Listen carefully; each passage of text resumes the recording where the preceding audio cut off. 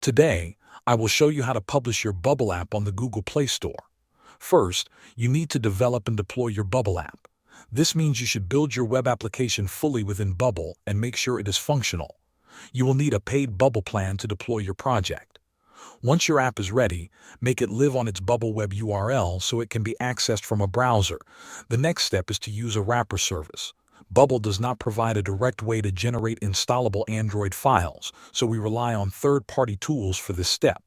Services like BDK Native or Nativator.io allow you to take your live Bubble app URL and convert it into a native Android container. The preferred format is the Android App Bundle, or AAB, which is now required by Google for new apps. After you have your AAB, the final step is publishing the app on the Google Play Store. You need a Google Play Console account to do this. Sign into your account and select the option to create a new app. Upload the AAB file that you generated with the wrapper service. Then, you will need to fill in the store listing details. This includes your app's name, description, icons, screenshots, and other necessary information. Once everything is completed, submit your app for review.